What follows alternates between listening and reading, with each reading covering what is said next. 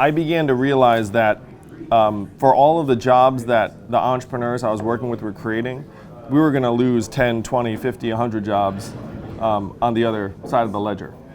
So the biggest problem is that 30% of retail stores and malls are going to close because Amazon is sucking up $20 billion more in commerce every year, and it's just tipping Main Street stores into oblivion.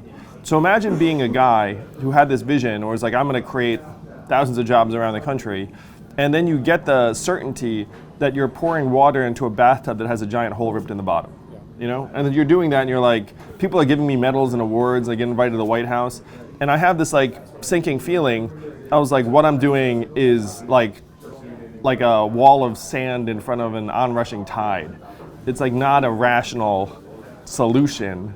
I'm not really solving the problem.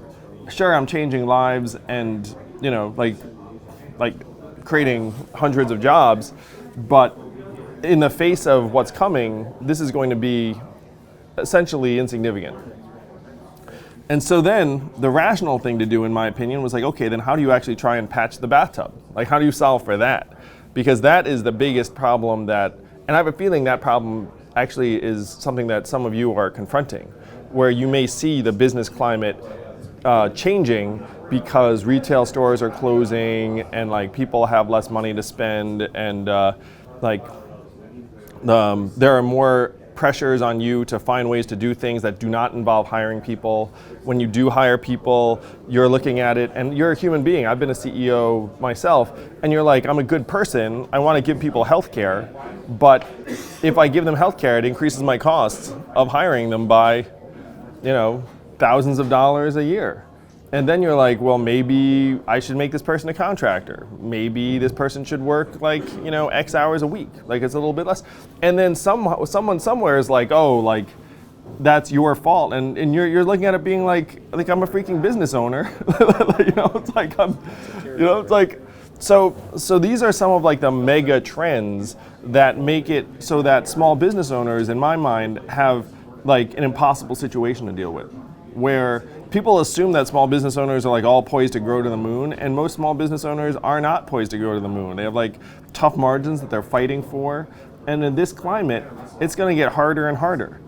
And so the thing that I'm totally confident of is that the true spirit of American enterprise is dying in this country, and we are squelching it because of the massive over-consolidation in particular industries, what's called super money, where we give essentially $1 trillion plus in stock market valuation to the Amazons of the world and tell them you don't even need to make money.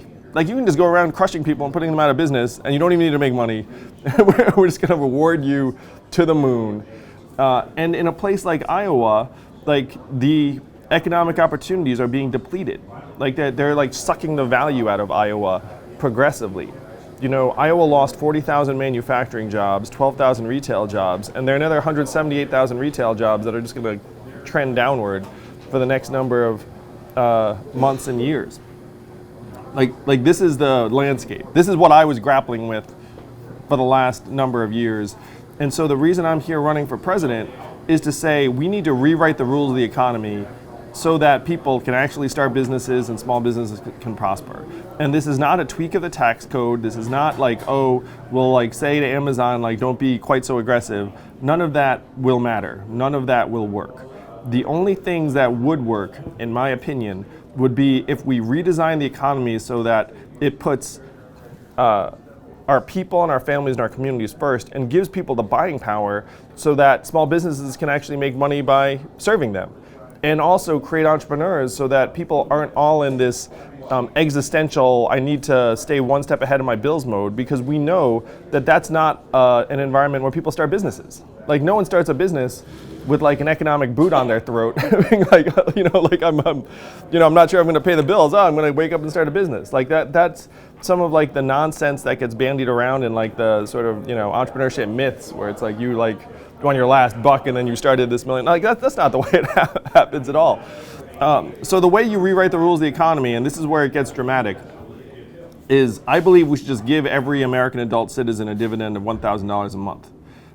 Now, this would give Iowans $16 billion a year to spend and would create 40,000 jobs here in Iowa, because right now 57% of Americans can't pay an unexpected $500 bill, so they're putting off car repairs, they're putting off tutoring for their kids, they're putting off home repairs, they're putting off health care.